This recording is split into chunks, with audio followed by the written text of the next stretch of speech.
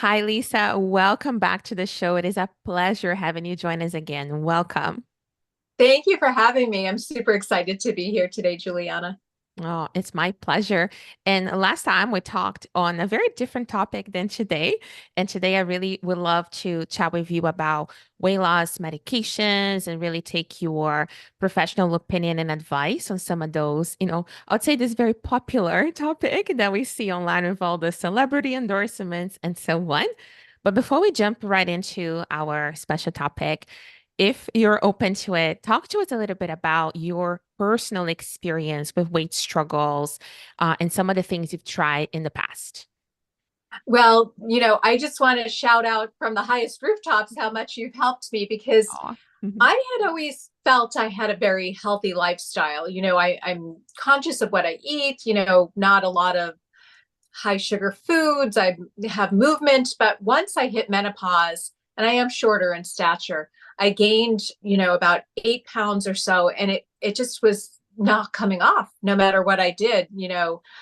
People say, have you tried fasting? And I had tried fasting. I've Mhm. cut sugar.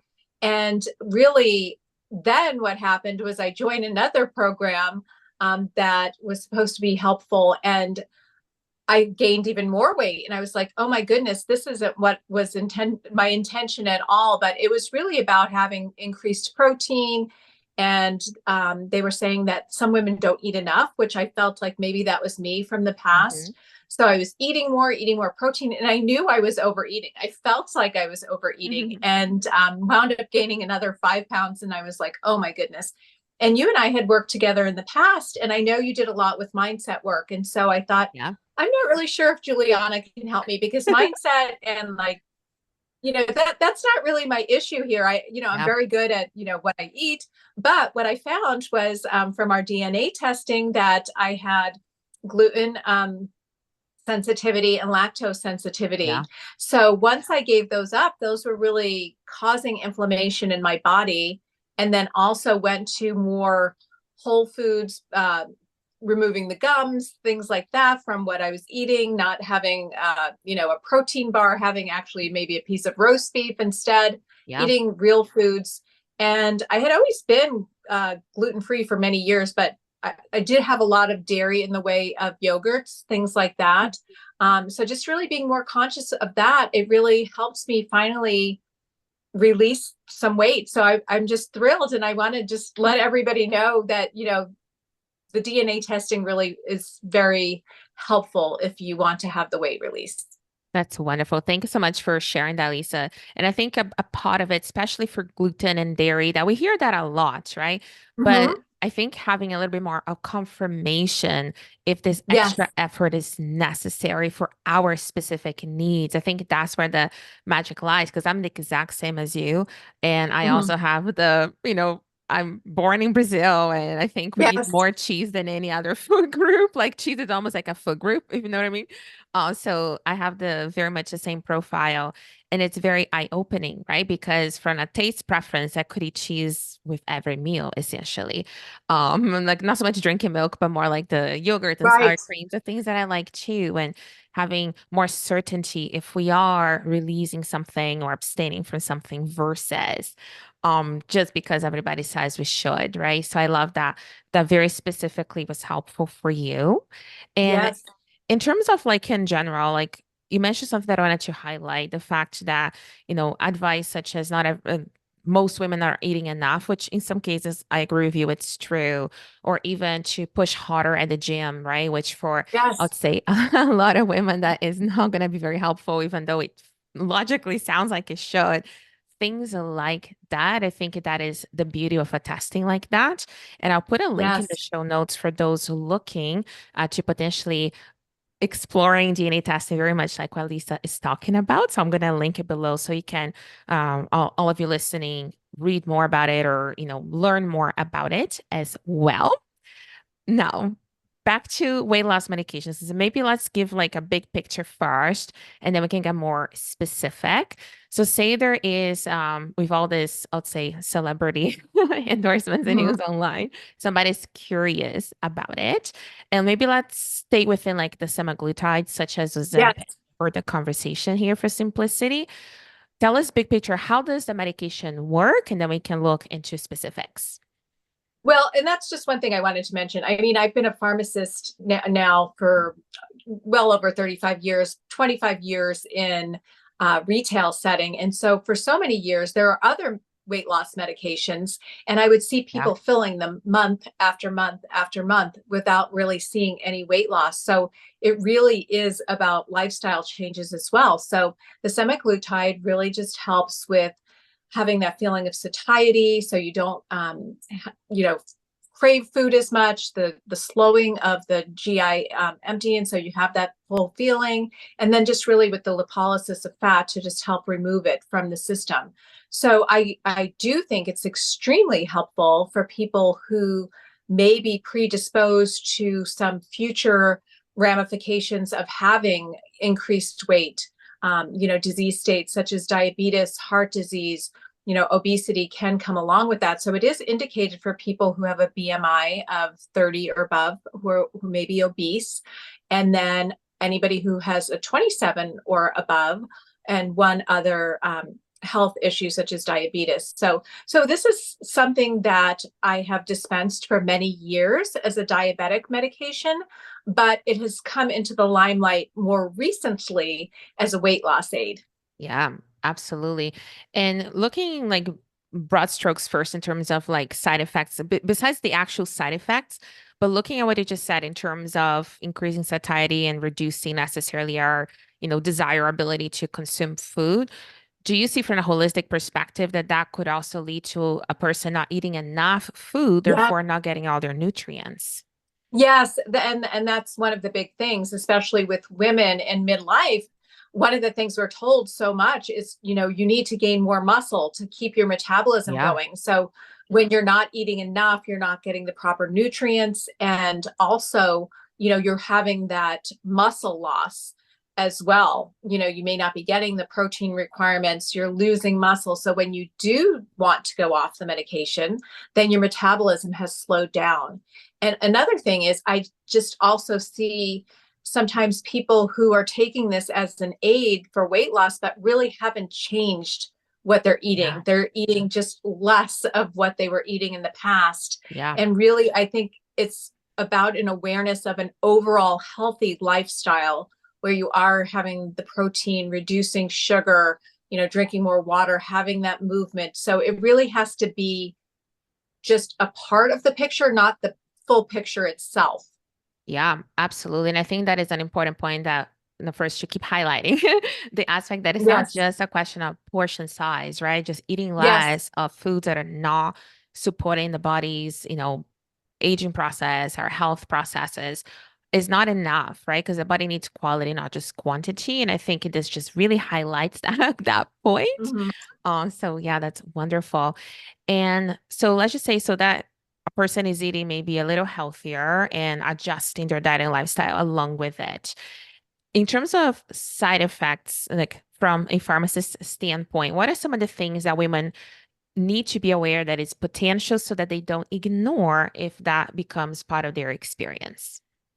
Yes, and with any medication at all, we always measure risk versus benefit. So there will possibly be the benefit of weight loss, especially if you are at risk for other disease states in the future, but there are those risks. So one of the biggest things, nausea, that is 15 to 20% of the people will experience that. Vomiting, stomach cramping, it could be either diarrhea or constipation, and those can lead to other things in the future. So I think that's one of the biggest things to look for, is just those side effects, where if you are experiencing them, know, especially if they're becoming severe, there could be a GI blockage, there could be issues with the pancreas, the gallbladder.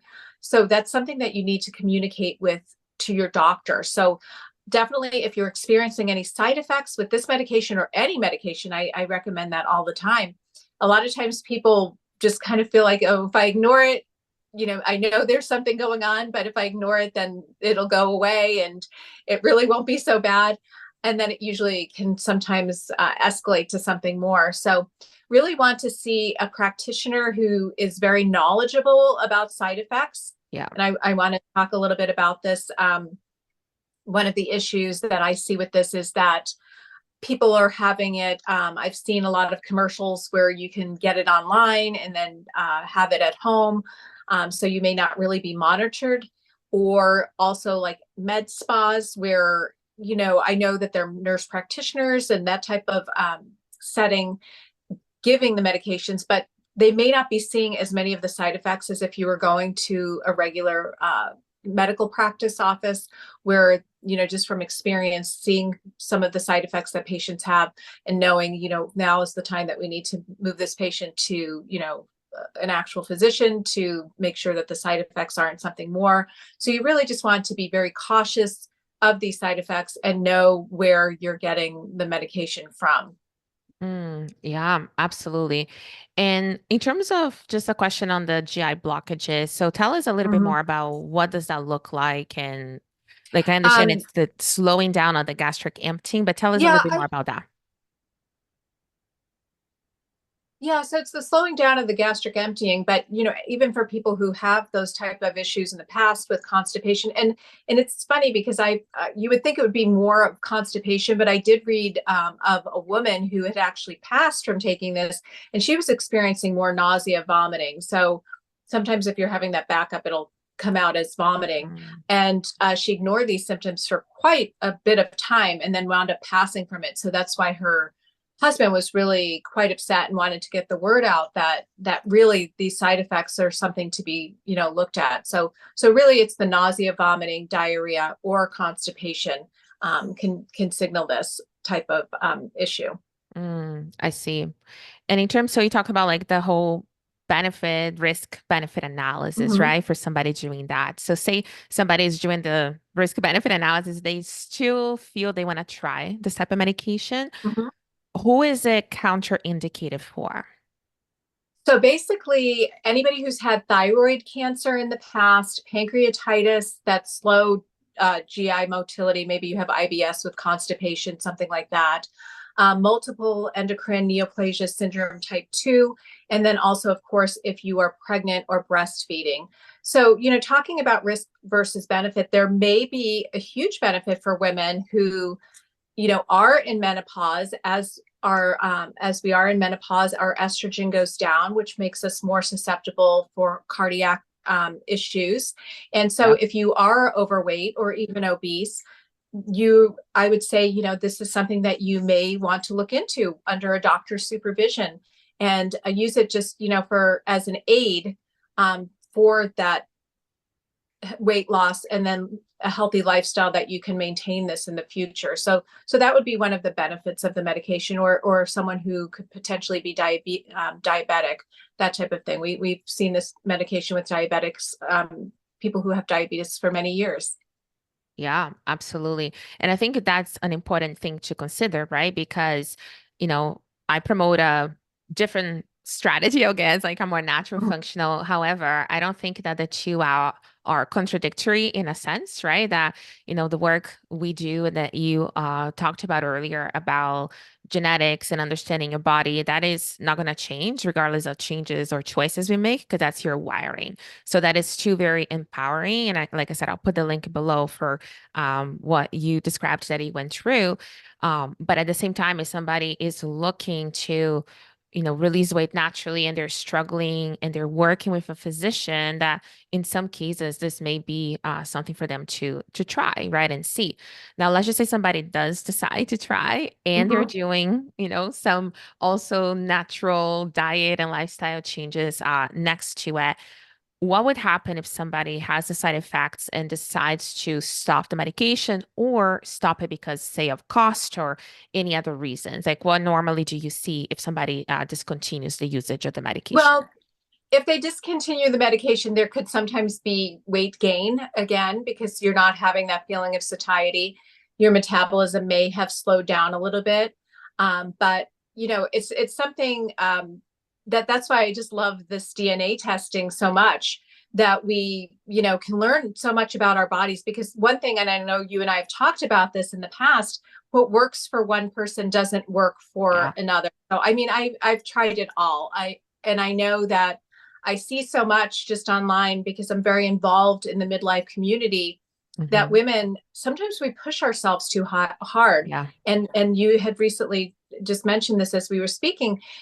I see women who are fasting for 18 hours a day and then doing HIIT workouts, and they get up early to go to their workout class instead of sleeping. All of these things release cortisol in the body. So Yeah. many women can't understand, why am I not losing weight? Well, it's because you're having this surge of cortisol. Your body, you're pushing it too hard, and your body can't release the weight. So sometimes we just have to be a little bit more gentle with ourselves as well. So Yeah. just having, I just think it's all about what we know. And one of the things is, I was in grocery retail as my part of my pharmacy career, and I would have patients who did have diabetes, and they would, I'd look in their carts, and they would have, sugary snacks and drinks. I think that the education on the dietary component is so important and often overlooked in, sometimes in the medical community. And so that's what I love, what you're sharing here. And so I just think sometimes, even for myself, you think that you're eating really healthy. So I was having, on the run, if I'm running out the door, a low protein, or I'm sorry, a high protein, low sugar protein bar, something like that. But it really did have a lot of gums and fillers and things like that in it. And then when Yeah. I went to actually eating real whole foods, that's when my body finally did release the weight. Yeah, absolutely. And I think there's so much of that is everywhere, right? Like, and not just like in, foods with like, let's just say the diet labels and so on, but even if you're thinking about takeouts and restaurant meals that we have absolutely no real way of knowing. And even if there is an ingredient list, like who knows what else is in some of those ingredients behind the scenes, right? So I think Right, we're exactly. exposed to so much that can be causing this chronic level of inflammation that will make the release of weight, especially for somebody that's like yourself, like already healthier, right? I think at the beginning, like it's a little bit easier if you're going from, the more standard American diet into something healthier. But if you've been on the healthier spectrum for a while, and we're really looking at that optimization of weight, like in menopause, then that can be more challenging because then we have to look at the more hidden reasons of why the weight been stuck, right?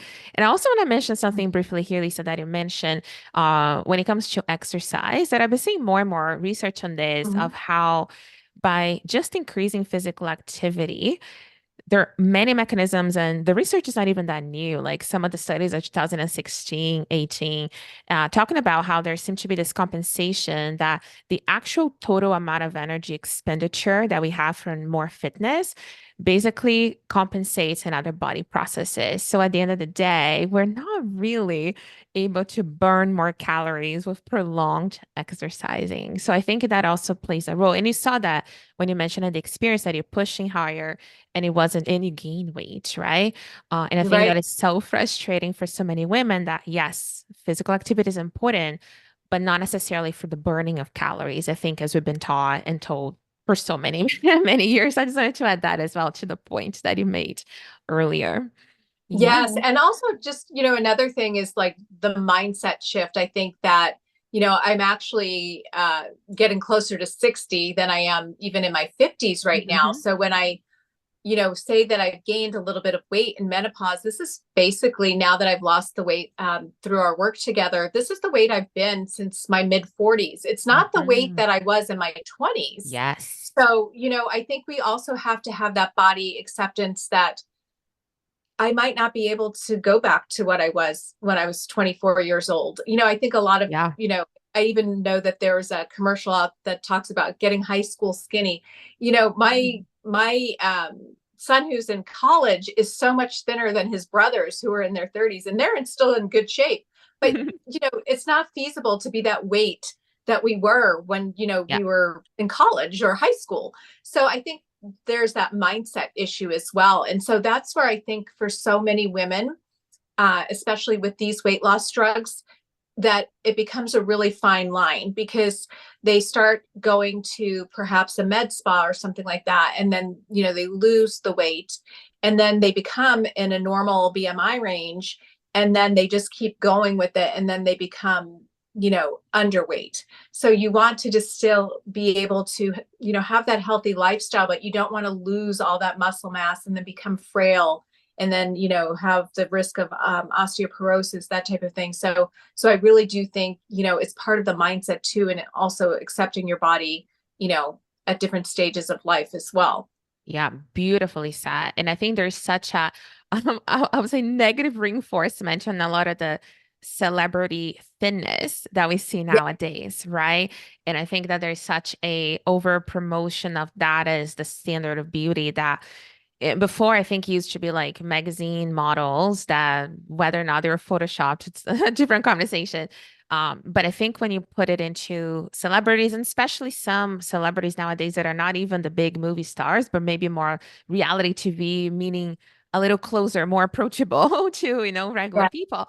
And I think that probably also adds a lot to this conversation of women having, I'd say maybe unfair expectations on their bodies as they age to look like those models that we see on a regular basis on social media, right? So I think it just makes it yeah. even more convoluted for us to, like you said, accept that our body may never look the same as like in high school or college or whatever as we age, but valuing health, vitality, mobility, those things above, extreme thinness, right?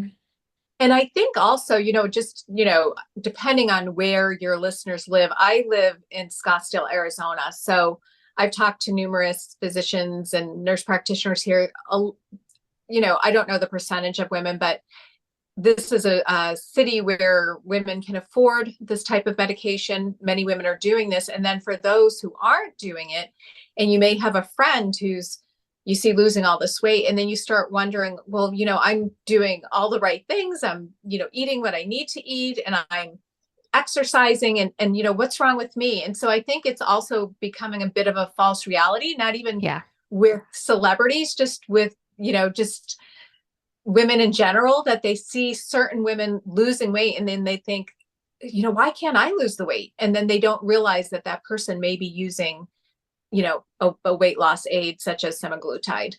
Yeah, absolutely. And I think these types of conversation that we're having, that we're putting on the table, benefits, drawbacks, and really, and like you said, go listen to your body, which is incredibly important, right? Not ignoring Mm-hmm. side effects if somebody is, choosing to give this a try, but specifically, like you said a few times, really working with a qualified physician to get the best possible care, right? If somebody is to either contemplate or actually go for it and try something like this so that we're not just being fed information from the social platforms and whatever, reading Yes. forums and things and making a safe choice. And for those that want to go on a natural route, very much like what we've been talking about, that the functional DNA testing is such a wonderful way to put a lot of very scientific, very clear black and white information about how each of our bodies is wired and designed so we can really customize the approach to our particular needs rather than saying everybody should do this or everybody should do that, which I don't think it's true, no matter what perfect diet quotations on that, is promoted out there. Yes. Well, I mean, for myself, for example, I know so many people who did very well on keto, and then, keto, you're allowed to have dairy products, cheese, that type of thing there. And so when I tried to go even that route, cutting carbohydrates that way, but still eating a lot of cheese, that was still creating that inflammation. So Yeah. back to what I was just saying, you're just thinking like, well, what's wrong with me? Like everybody else can lose weight on keto, but Yeah. I'm not. So I think it's just so wonderful that this is so individualized, because I know you and I have talked about this in the past. When someone says to you, what's the best diet? You don't really have a best diet recommendation, Yes. because it's also individual to that particular person. Yeah, exactly. And I'll just add something quickly on the keto as well that what I see often as, doing this testing with so many women is that saturated fat is a big concern for some women. So if they're doing keto with a lot of coconut oil, for example, that can be why the weight is stuck. And what you mentioned earlier too, if a lot of those, let's just call it keto friendly or keto approved, say protein bars, right, that they're getting, it's still an ultra processed food, even though it has, I would say, decent marketing claims of low sugar, high protein, right? So it's Right. very much like the quality, but also matching the, ratios of your major protein, fats, and carbs, macronutrients to your own body's wiring, I guess, so that we function Yes. optimally. Yes. Oh, that Yes. has And been, one of the things I mentioned in one of my posts, um, was that I'm sorry, were you going to say something, No, Juliana? no, go ahead. Mhm. Oh, that the feeling of satiety actually has increased for me. I'm feeling more full since eating this way, and that's one of the things that this medication does as well. Because when I was at work, I only really work 1 day a week now, but I think it's just because I'm just sitting in one spot. I just would always be thinking about food Yeah. constantly, and I just would. In the past, it would just be these bars, these protein bars, whatever. Now it's like I don't really have that as much. I do have that Mhm. feeling of fullness now that I know what I'm supposed to be eating. Yeah. Oh, that's wonderful. And it's very much the same experience that I had with myself and just like not being famished before the next meal. And Mm-hmm. actually I'll just bring one final question for you. And one of the things that I've noticed, and people also talk about that in the medication, is the reduction of food noise and this constant thinking of food. Have you noticed that as well in individuals? Taking the semaglutide medication, or is that more like the anecdotal evidence at this point? I think it's more anecdotal, and I think that's something that Oprah has really shared. That Yeah. because she's one who has been on numerous different types of diets and has shared them with us. And I know she has a very healthy lifestyle where she has chefs and she has movement and all this, but until she was able to quiet down that noise surrounding food, I think that's really helped her. So I think just at this time, I know just from people who've taken it that they say that they just don't really think about food. It's just not as important to them. Um, you know, Someone once asked, well, I love food. I don't want it to not really like it anymore. But then it just becomes more about the experience. So if you're going out to dinner, Yeah. you're having just a little bit of your food, enjoying your food, but you're enjoying the company of the people that you're with. And people say that to me all the time because not only am I, dairy free, gluten free, I also have an interstitial cystitis, painful bladder diagnosis. So there's a whole bunch of foods I can't eat with that. So I have a very limited diet of what I Yes. can actually eat.